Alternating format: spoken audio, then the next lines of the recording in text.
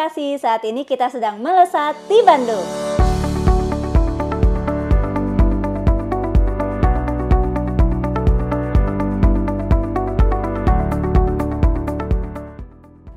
Selamat datang di Melesat, melihat riset vokasi lebih dekat. Bersama saya Mutaka Hoirunisa sebagai host dalam episode kali ini, kita akan melihat lebih dekat riset vokasi dari Politeknik Manufaktur Bandung mengenai pembuatan produk tahan panas dan impak untuk industri minerba dengan kombinasi karbida, keramik, dan logam. Saat ini kita sudah bersama dengan ketua peneliti dari penelitian ini, yaitu Pak Wiwik Purwadi. Selamat pagi, Pak. Selamat pagi, Assalamualaikum. Waalaikumsalam warahmatullahi wabarakatuh. Bagaimana kabarnya, Pak? Baik? Alhamdulillah. Alhamdulillah sehat ya, Pak. Kalau gitu kita langsung aja kali ya, Pak. Kita bahas soal penelitian Bapak. Nah, boleh diceritain nggak sih, Pak, awalnya tuh gimana sih Bapak dan tim bisa meneliti ini? Dulu kami punya proyek di mana? Di Sumatera Selatan. Itu tentang penggilingan batu bara di dalam sebuah PLTU. Nah, alat untuk menggiling batu bara itu selalu impor. Tapi memang usia pakainya bisa sampai 1,2 tahun. Nah, kami berpikir bagaimana kalau itu dibuat di dalam negeri supaya menghilangkan ketergantungan terhadap impor gitu. Ada sih yang sudah lokal dibuat, tapi ya itu umurnya cuma 6 bulan. Nah, kita cobalah menyelesaikan masalah itu. Oke. Berarti memang berawal dari kebutuhan ya, Pak. Berangkat dari kebutuhan, kemudian diteliti sehingga menghasilkan apa nih, Pak? Ya, memang berawal dari kebutuhan, kemudian menghasilkan prototip. Prototip kita ada 3. Yang satu memang skalanya besar, jadi nggak bisa ditunjukkan di sini. Yang paling yang bisa ditunjukkan yang kecil. Prototipnya adalah alat atau material yang bisa dipakai untuk menggantikan produk impor tersebut. Terus kelebihannya dibandingkan produk impor itu atau produk lokal yang mungkin tidak bertahan lama itu apa sih, Pak? Kalau dari aspek teknisnya, dia satu lebih tahan aus. Yang kedua, dia lebih tahan impak. Karena di dalam sistem itu kan sering terjadi beban impak ya, beban pukulan yang besar. Yang ketiga, dia lebih tahan korosi. Nah, kalau yang tidak termasuk dalam aspek teknis tentu harga dan ketersediaan. Kalau dari sisi harga jauh lebih murah lah. Jauh lebih murah ya? Ya, kalau dari sisi ketersediaan dia karena bisa dibuat di dalam negeri, anytime bisa dibikin. Oke, berarti urgensinya tuh biar kita lebih banyak pakai produk dalam negeri dan lebih mudah didapat juga ya, Pak, dibanding produk impor gitu ya, Pak ya? Ya, terutama downtime-nya. Kalau kita mengandalkan produk impor, satu memang lebih mahal. Yang kedua adalah waktu tunggu untuk mendatangkan produk impor tersebut kan bisa 2-3 bulan. Apalagi alat tersebut, mesin tersebut sudah lama tidak diproduksi lagi, sudah expired. Bukan expired, apa namanya? Sudah tidak diproduksi lagi. Sehingga harus dibuat secara khusus. Kalau dibuat secara khusus makanya perlu waktu lama. Dan itu downtime yang sangat merugikan buat pengguna. Baik, Pak, boleh ditunjukin nggak, Pak, prototipe dari output penelitian Bapak? Oke, ini salah satu prototipnya. Ini terdiri dari material dasar. Material dasarnya ini dari stainless. Karena material dasar ini harus mempunyai ketahanan terhadap korosi, mempunyai ketahanan terhadap pukulan atau impak, dan mempunyai ketahanan terhadap temperatur tinggi. Tapi material ini tidak tahan keausan karena kekerasannya rendah. Oleh karena itu, seperti terlihat di sini, ini ada sisipan keramik. Sisipan keramik ini jumlahnya bisa bermacam-macam. Ini untuk meningkatkan ketahanan keausan. Ini salah satu prototipnya. Baik, nah itu kan untuk prototip dalam bentuk ini ya, Pak. Nah, material ini bisa dipakai di bentuk-bentuk yang lain nggak sih, Pak? Ya, ini kalau kita lihat ada lubang di sini, ya. Sehingga material ini bisa dipakai, bisa diinsert di setiap pemakaian di mana diperlukan ketahanan keausan dan temperatur tinggi. Bisa di industri semen, bisa di industri pembangkitan listrik, pokoknya semua yang mengolah bahan-bahan minerba, mineral dan batu bara. Bisa dipakai, bahkan bisa dikembangkan juga untuk yang lainnya. Oke, berarti nggak cuma di batu bara aja ya, Pak. untuk semen juga bisa, batuan yang lain juga bisa gitu ya Pak ya? Betul, bisa. Iya, iya. Jadi Pak, untuk target sasaran dari output ini tuh untuk siapa ya Pak? Baik, semua industri yang menggunakan batu bara sebagai bahan yang akan dikelola atau diolah, baik itu industri semen, industri pembangkitan tenaga listrik, dan industri yang lainnya bisa pakai. Berarti memang lebih berfokus ke industrinya ya Pak ya, output ini ya Pak? Ya, betul. Oke, untuk penelitian ini dilakukannya sejak tahun berapa sih Pak? Ini penelitian 2 tahun dan berakhir akhir 2023, jadi dimulainya 2022 awal, berlangsung selama 2 tahun sampai akhir 2023. Boleh diceritain sedikit nggak nih Pak, dari awal 2022 sampai 2023 kemarin tuh proses penelitiannya seperti apa? Yang pertama kami melakukan kunjungan dulu, kunjungan ke industrinya untuk mengidentifikasi problematika mereka, juga untuk mengidentifikasi secara spesifik ini environment-nya seperti apa sih yang di sana. Nah, setelah identifikasi tersebut berhasil, kami turunkan menjadi langkah-langkah untuk menyelesaikan penelitian. Salah satunya adalah mendesain material dulu yang sesuai dengan tuntutan. Setelah itu dilakukan percobaan, dilakukan pembuatan prototip, baru yang terakhir adalah melakukan percobaan di lapangan. Kira-kira prosesnya kayak gitu. Prosesnya seperti itu ya. Nah itu kan di 2022 dan 2023 meneliti hal yang sama Pak, atau ada perbedaan nih antara 2 tahun ini? Beda. Yang tahun pertama 2022 itu lebih fokus pada material yang memiliki ketahanan terhadap pukulan dan keausan sekaligus. Karena biasanya problematis tuh, material yang punya ketahanan terhadap pukulan biasanya tidak tahan aus. Material yang punya ketahanan keausan tidak tahan terhadap pukulan. Nah, kami meneliti bagaimana melakukan kombinasi keduanya. Itu yang tahun pertama ya Mbak. Tahun yang kedua 2023 materialnya ganti. Materialnya menggunakan yang tahan korosi, tahan temperatur tinggi. Selain juga tahan aus. Karena mau dipakai di temperatur sampai 900 derajat Celcius. Iya. Berarti memang yang 2023 itu lebih ke tahan aus dan impak, sementara 2023 dikembangkan lagi menjadi tahan temperatur tinggi ya Pak ya? Dan tahan korosi. Tapi tahan ausnya tetap. Tahan ausnya tetap juga. Ya. Berarti ya lebih lengkap juga ya Pak di tahun 2023 itu ya? Ya. Baik.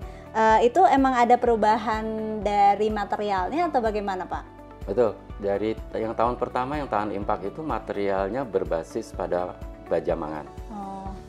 Ya, tahun yang kedua itu berbasis pada stainless steel.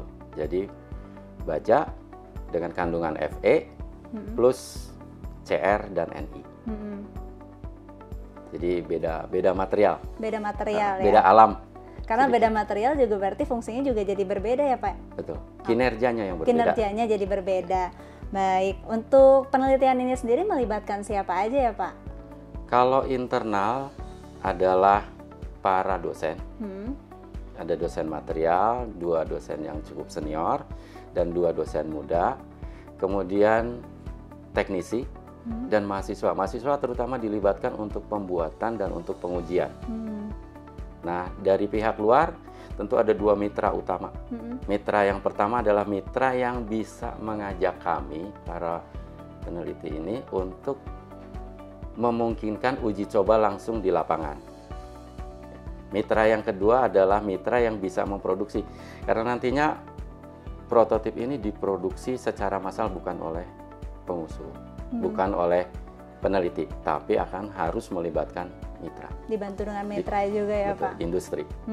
Kalau dari internal nih Pak, tadi kan ada dosen, ada mahasiswa, itu dari prodi mana aja tuh Pak?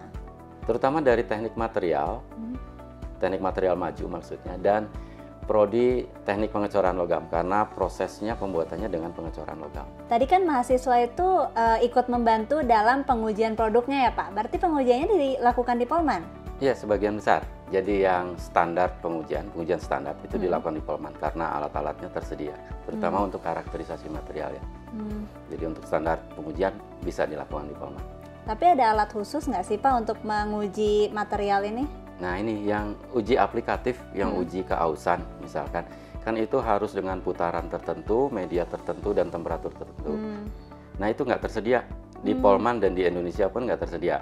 Jadi kami dengan terpaksa nih sebetulnya, dengan terpaksa bikin sendiri alat tersebut, alat uji tersebut. Memang mengikuti standar ASTM dari Amerika. Tapi kita desain sendiri, kita develop sendiri, dan kita lakukan pengujian sendiri.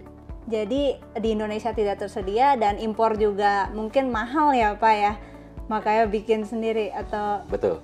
gimana? Jadi importnya hampir tidak memungkinkan lah dengan dana yang ada, iya. Kan juga nggak eligible untuk program tersebut.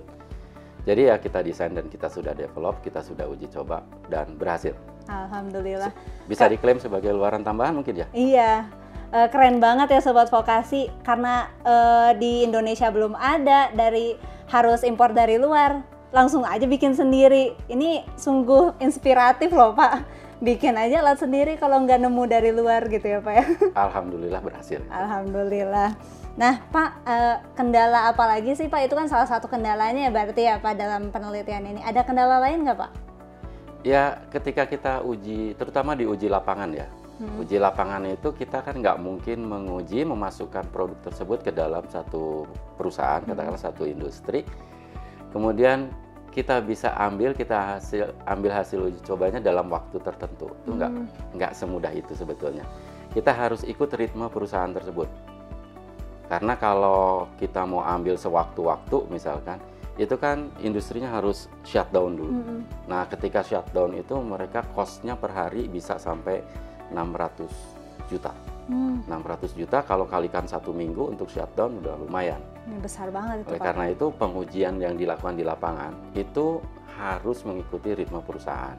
Itu yang pertama. Yang kedua, yang kita buat, yang didanai, itu ibarat pizza gitu, dia hanya satu segmen dari keseluruhan sistem.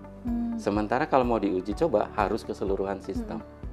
Jadi kita terpaksa menggandeng mitra yang mempunyai kapasitas untuk melakukan pengujian secara keseluruhan satu sistem. Kita gampangnya ikut, nitip barang kita untuk ikut diuji coba. Berarti kendala dalam pengujian di industri itu karena adanya downtime atau waktu tunggu penggantian alat dan harus menunggu komponen yang lengkap ya Pak? Iya. Nah kalau kendala teknis dalam pembuatannya itu ada nggak sih Pak? Ya, saya tunjukkan di sini ya. Silakan Sobat Vokasi dilihat. Ya. Nah ini adalah alat yang kita insert ke dalam prototip tadi.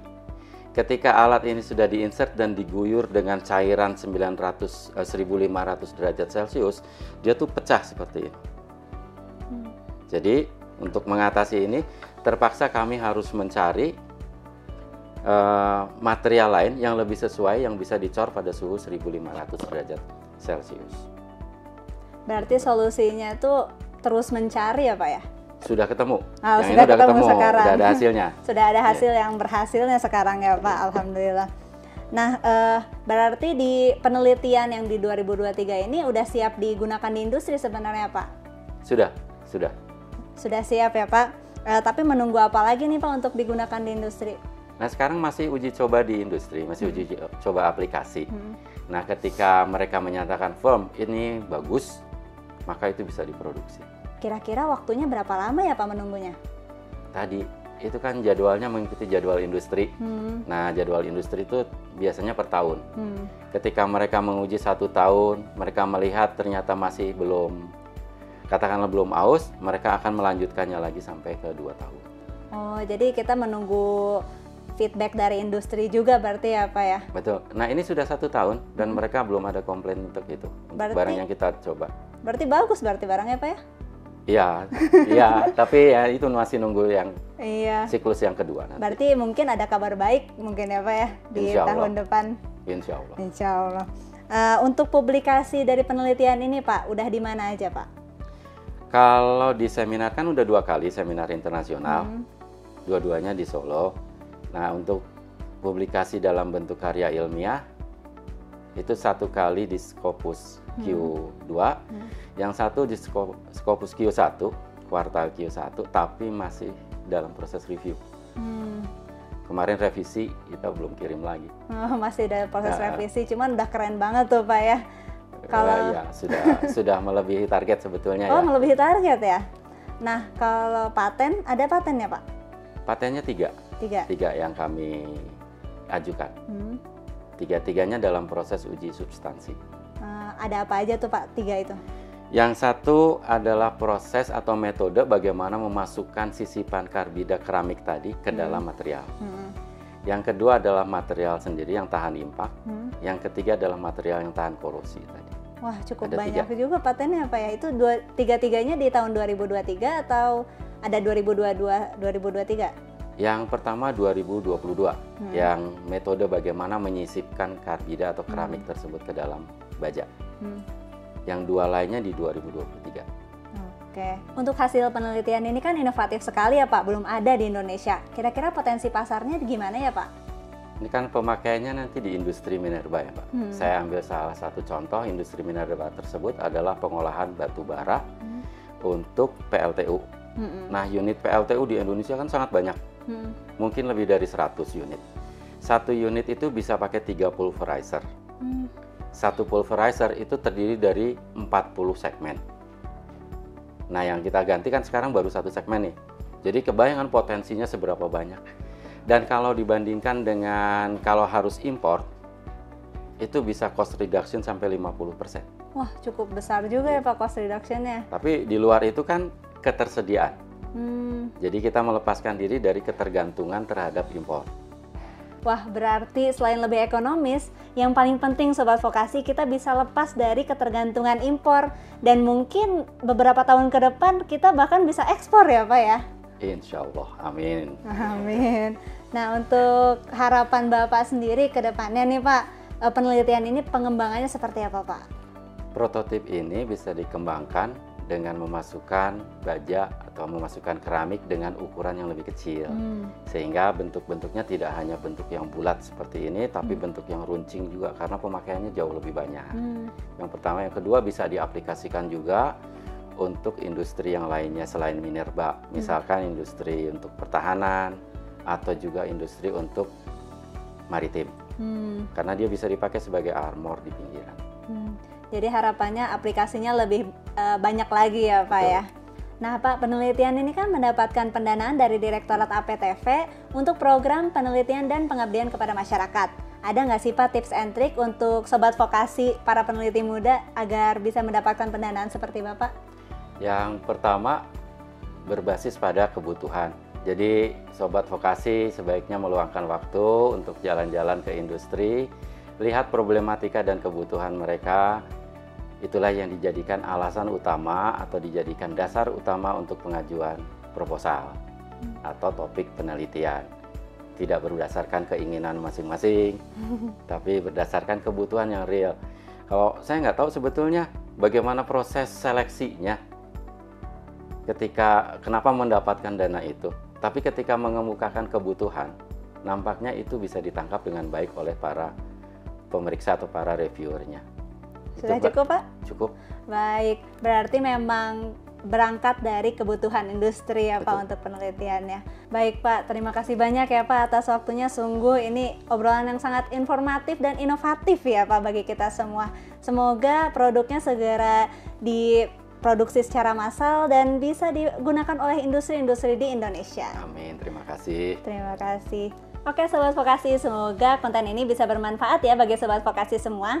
Jangan lupa like, komen, dan subscribe ke channel ini. Sampai jumpa di episode selanjutnya di Melesat, melihat riset vokasi lebih dekat. Terima kasih banyak Pak. Sama-sama Mbak. Terima kasih sudah mampir ke Polman. Iya Pak, sampai jumpa lagi.